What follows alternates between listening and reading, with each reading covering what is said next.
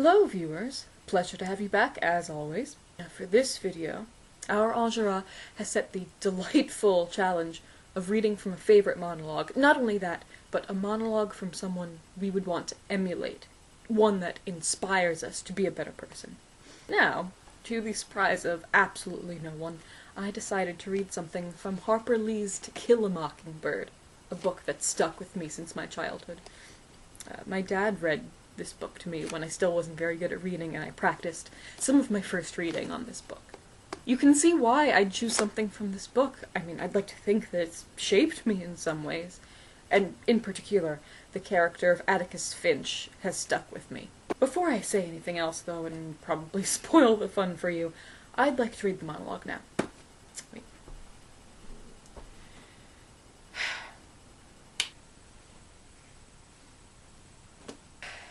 Unfortunately, this was the best that I could do. I don't really look like Atticus Finch. I mostly look like a vampire.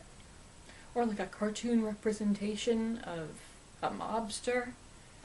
Basically what I'm trying to say is I don't own a tan suit, and for that, I am shamed. Thomas Jefferson once said that all men are created equal.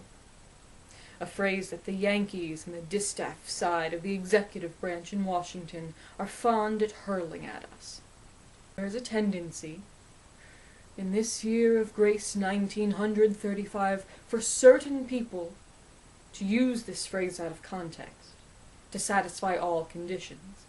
We know all men are not created equal in the sense some people would have us believe. Some people are smarter than others. Some people have more opportunity because they're born with it. Some men make more money than others, and some people are born gifted beyond the normal scope of most men. But there's one way in this country in which all men are created equal. There is one human institution that makes a pauper the equal of a Rockefeller, the stupid man an equal of an Einstein, and the ignorant man the equal of any college president. That institution, gentlemen, is a court. Gentlemen, a court is no better than each man of you sitting before me on this jury. A court is only as sound as its jury, and a jury is only as sound as the men who make it up. I guess now you can see why I chose Atticus Finch over all of the fictional and non-fictional people out there. He's the voice of justice and reason in the book, and he relentlessly speaks up against racial inequality. Some people have more opportunity because they are born with it, indeed. This entire paragraph is Atticus saying by various means that American society in his time is not as free as it claims to be from the start. He makes this stand, and he advocates the rights of a wrongly accused black man because he knows that in this society, all men are not created equal as long as a community is willing to condemn a person based on the color of their skin.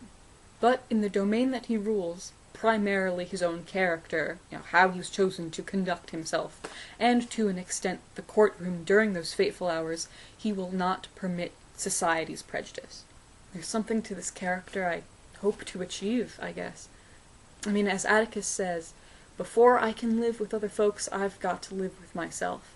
I believe first and foremost that justice is something no one should stand above or beneath. The good must be innocent, and all men should answer for their crimes, but also be given the opportunity of justice where society has done them wrong. The jury is only as sound as the men who make it up, Atticus says.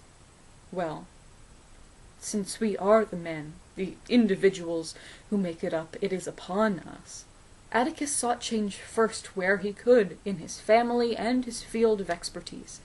But we are many, and every one of us can, in our own domain, do their part against prejudice and injustice that still exists in the world. That's some food for thought. Alright, I've said my piece. Thank you for watching, and please, please forgive my geeky acting and slight vampirism.